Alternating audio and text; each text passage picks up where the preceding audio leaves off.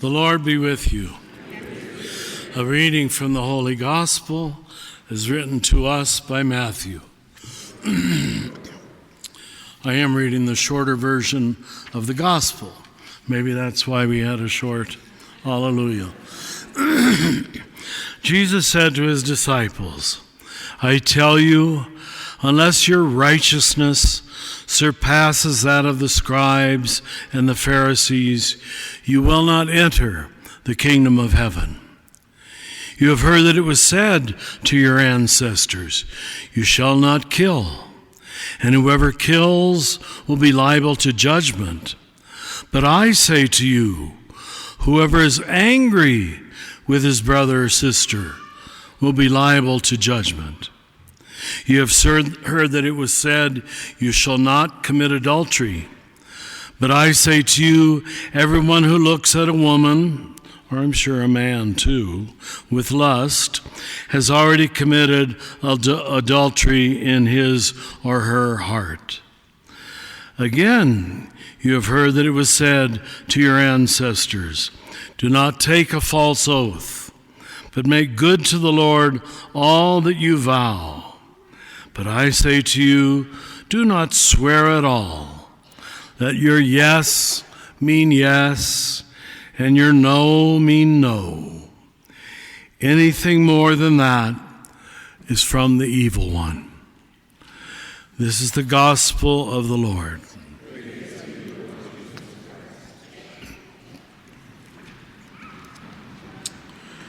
So, let's start with this gospel and we'll move back to the previous two readings. Even though I gave you the short version, you have here in the 5th chapter of Matthew 7 consecutive statements by Jesus.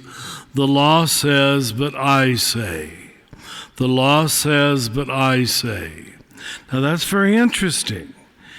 You would think the law closes the question. There's nothing more to be had. Well, that's not the way Jesus thinks, because he understands the development of consciousness, the evolution of history, the evolution even of religion, and there's what the law originally said in words, but you have to interpret it in the present age. And he was doing it already in his time. But I say, now in this case, he's moving it from external commandments to internal motivation in each case. So you can kill, or you can simply harbor anger in your heart. And he said that's already the sin. Now, I'm sure he wasn't referring to the emotion of anger, because there's things that deserve anger. But he's probably talking about walking around with hatred that festers and allows you to actually murder another person. Same with adultery, same with taking false oaths. Maybe we should read that one to the Congress. I don't know.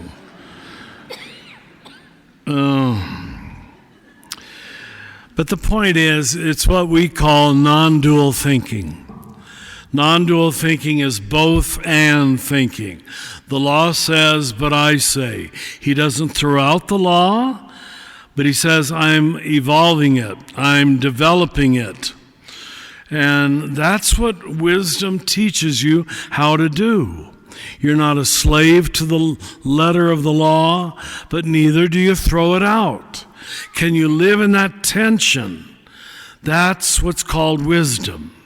And that's what the second reading from Corinthians talks about. That Paul says Jesus has come to teach us a wisdom that the world does not understand. And it's a wisdom that the rulers of this age never understood, or they would never have crucified the Lord of glory, as he puts it, because they took it upon themselves to find evil in goodness and kill it, which is Jesus himself.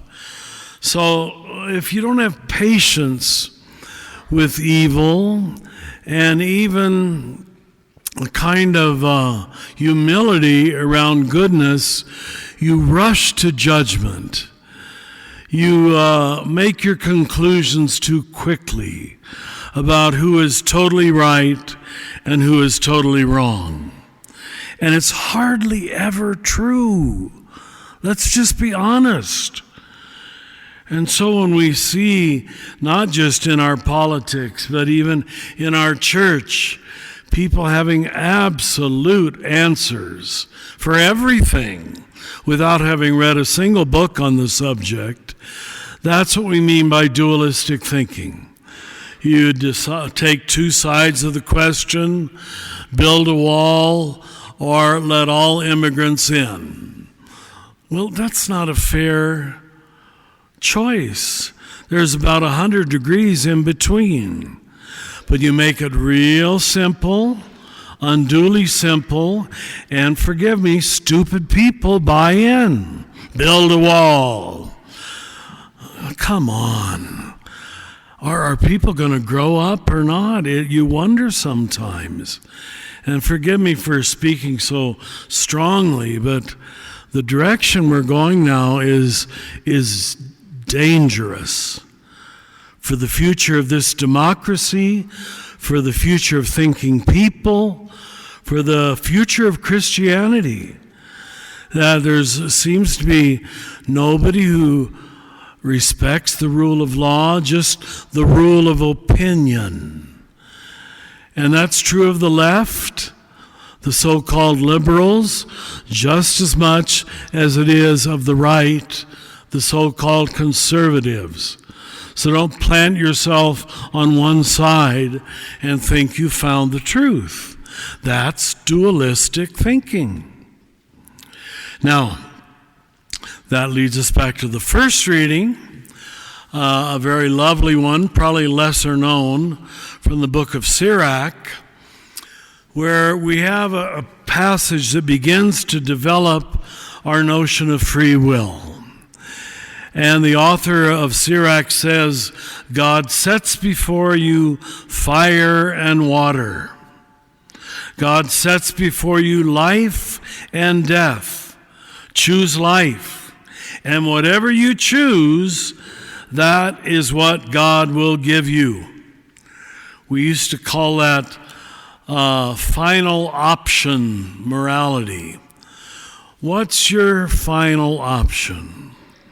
Are you a person who's really seeking to create life in this world?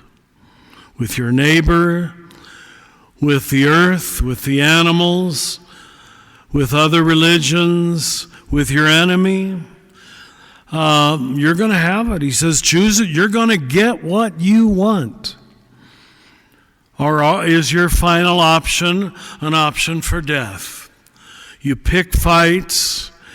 You see negativity, or you create negativity where there doesn't need to be. You're sour and sad most of the time. I guess that's what you want. What else could God conclude? That's called hell.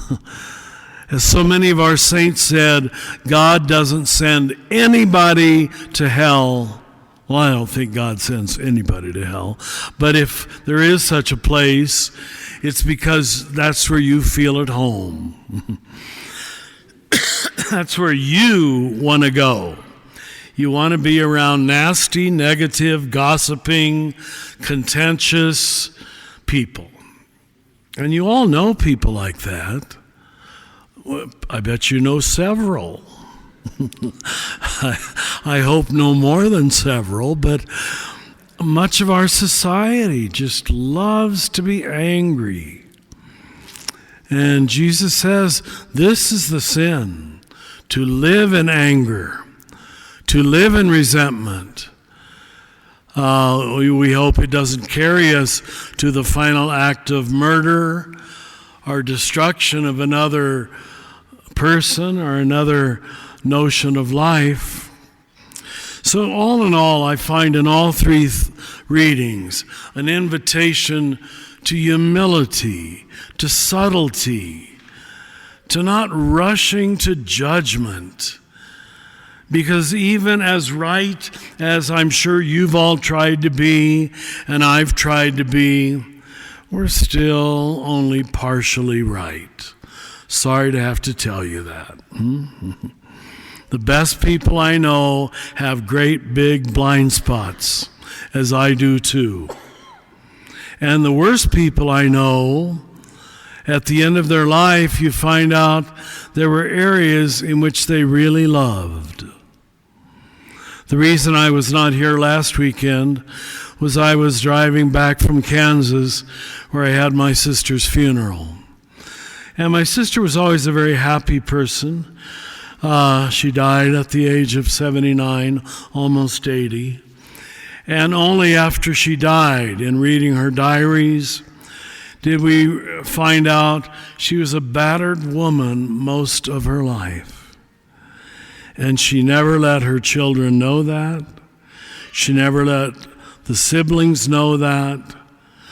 Now, her generation thought they were supposed to operate that way. I think that's garbage. But the amazing thing is that she loved people. She loved life. She never missed Mass on Sunday. She was a lover, not a hater. She wasn't perfect. But how sad it was for her children and I to discover what a hard life she had with a man who knew nothing about love. But she didn't want to tell the children about it, 4 of them, because she thought it would hurt them. But at the end, she told us she left her diary and her letters, and we just opened them with tears in our hearts, recognizing how we could have been much more patient with her if we had known the hard life that she kept from all of us. And I bet there's people like that in each of your lives too.